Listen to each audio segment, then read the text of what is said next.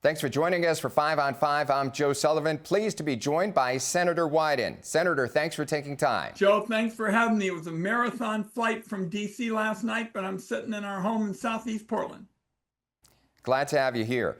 All right, recently Congressman Bentz said Republicans are not cutting Medicaid. What's your response to that? Well, I always respect my colleagues, but the facts show otherwise. The Congressional Budget Office is the group that we put in charge of making an independent, non-political judgment about issues, for example, like healthcare. And they have said that 11 million people will lose coverage under the Republican proposal, and that is not counting the millions more who get help through the Affordable Care Act. So the reality is this will be, Joe, the biggest Medicaid cut in American history, and about 1 out of 3 Oregonians depend on Medicaid.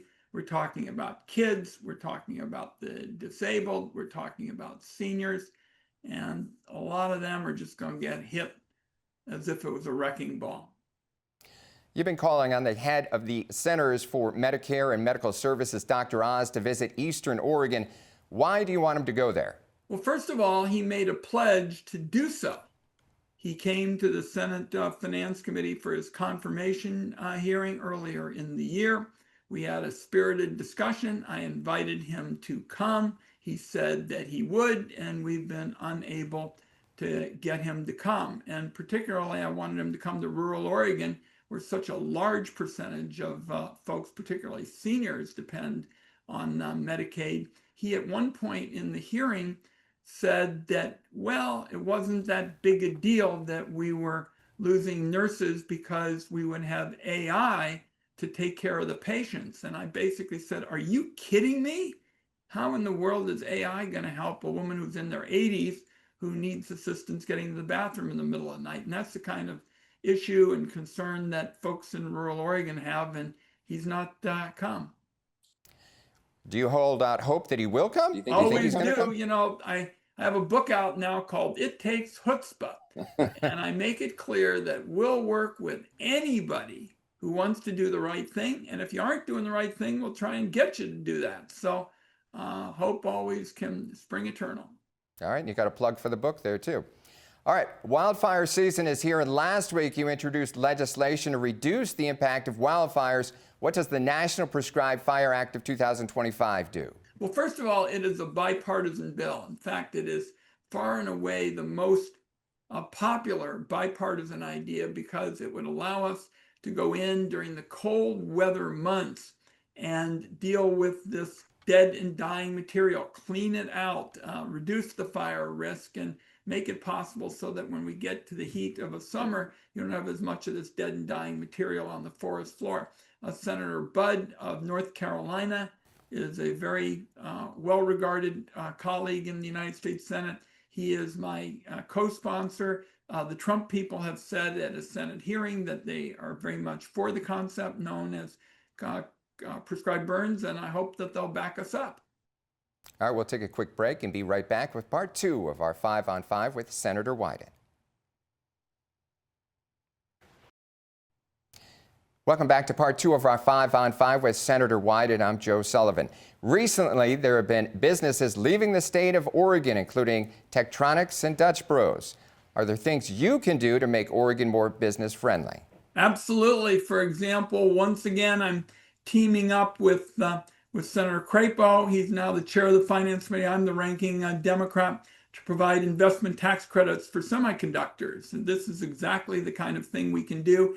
It's what I do when I try to stop these flawed tariff ideas. As I indicated, so many of our jobs revolve around international trade, whether it's chips or tariffs or investments in infrastructure. At the federal level, I've been able to move the machinery of Washington, D.C. around to help our folks, and particularly in areas that relate to innovation and create more good-paying jobs. How about a Major League Baseball team in Oregon? Like it. You know, I pulled out all the stops to get the WNBA team for Oregon. Nobody thought we had a shot at that. We lose out to Philly or Charlotte, but now in Portland, in the summer next year, 26, when it starts, you'll be able to go to a Thorns game one day and a WNBA game the next day and walk down Broadway and stop at the Sports Bra for a really great lunch. What would your advice be to President Trump about Iran? Well, first of all, I tell him that he's got to recognize that the power to declare war lies with the Congress. That's what Article 1 of the Constitution is all about. And I was one of now 5 senators left who voted against the Iraq war. It was a very difficult vote for me. I was a young senator that was very popular. Everybody detested Saddam Hussein, but I said, this is not a winning idea. And I sure wish my vote had prevailed then. And it's time to really have a vigorous debate led by the Congress under Article 1 of the Constitution. That's my advice. Do you think the president will listen to Congress, or do you think he'll act alone on Iran?